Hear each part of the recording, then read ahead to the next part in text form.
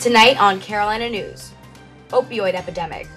Addiction to opioids continue to plague the United States, but what is Trump doing about it? We at least want to ensure that our boys have the opportunity to continue and finish their scouting careers. National studies show the number of leaders and scouts are dropping, but how is that impacting one local troop?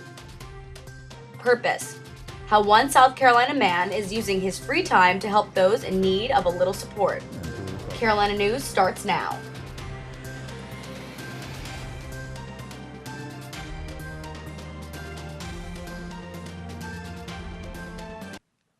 Hello and welcome to Carolina News. I'm Brianna Morales. Good afternoon. Thanks for joining us. I'm Jacqueline Lawson. Last year, drug overdose was the leading cause of accidental deaths in the nation, according to the American Society of Addiction Medicine. Just this afternoon, President Donald Trump took to the podium to address the problem. The president labeled the epidemic a public health emergency. Trump had previously promised to declare a national emergency. This means grant money, rather than additional funding, will be directed towards combating opioid addiction. This epidemic is a national health emergency. Unlike many of us, we've seen, and what we've seen in our lifetimes, nobody has seen anything like what's going on now. As Americans, the statistics of this opioid epidemic represent lives that have been impacted. Our own Haley Ingram reports on how exactly this epidemic has spread to South Carolina. After years of struggling with an opioid addiction, Lexington native Jared Campbell decided to take matters into his own hands, the only way he knew how. I hit an oncoming truck head-on, trying to kill myself. Not once. I wrecked a Kawasaki Ninja, 85 miles per hour with no helmet on.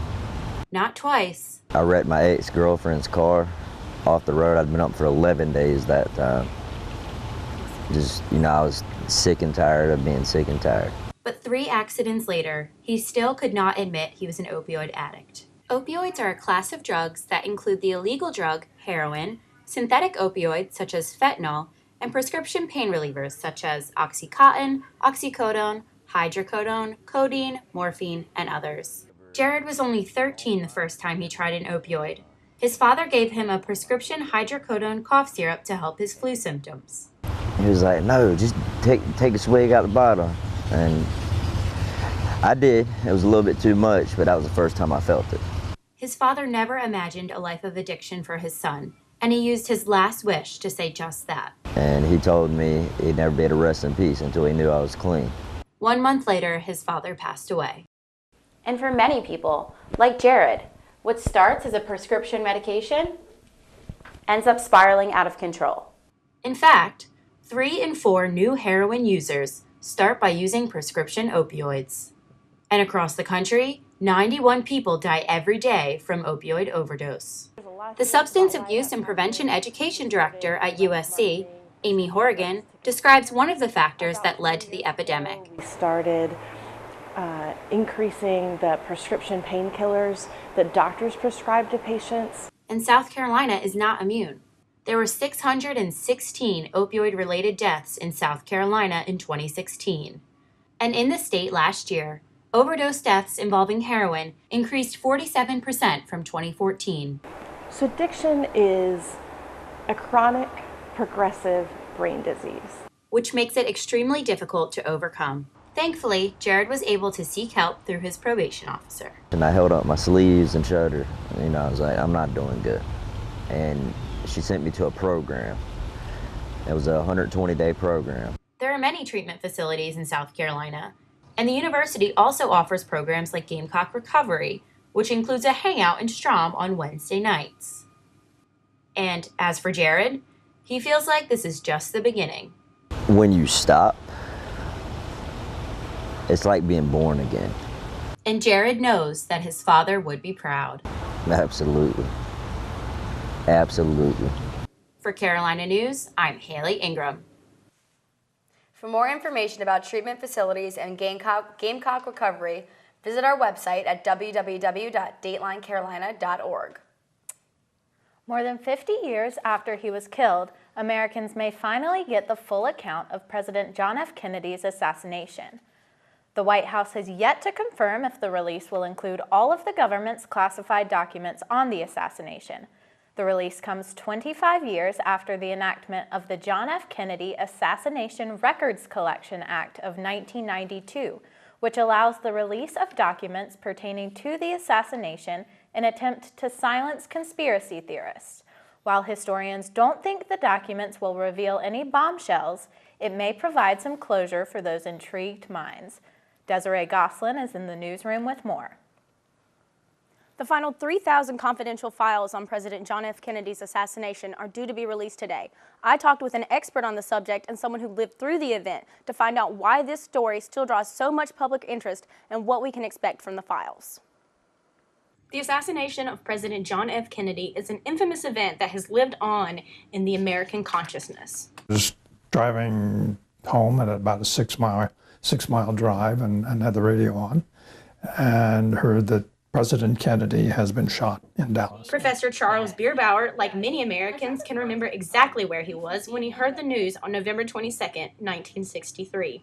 Even now, more than 50 years later, Americans are eager to learn what the final classified documents contain. So exactly what is it that has made this event live on in the minds of Americans?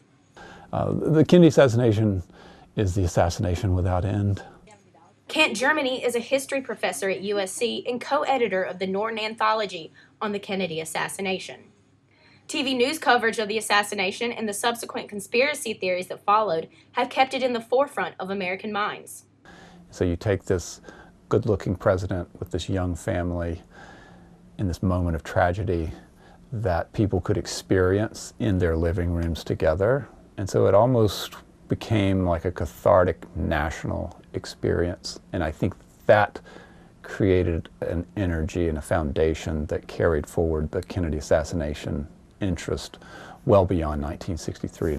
But Bierbauer believes it's not only the video of the assassination that stood out to Americans, but also what happened to the assassin. Lee Harvey Oswald, after having been captured, was himself shot and killed, and that took place in front of a live television camera as police were moving him from one holding place to another. After studying the assassination, Germany doesn't believe that there will be any surprises in these files, but that doesn't mean that other historians won't pore over every document to see if Lee Harvey Oswald was in fact the lone shooter. As it stands now, the final documents have yet to be released. It seems the intelligence community is pushing for the files to stay confidential. We'll keep you updated as more information comes in. Jacqueline? Thanks, Desiree.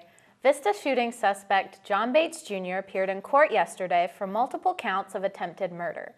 8 people were injured as a result of the shooting that happened last month outside the Empire Supper Club on Lady Street.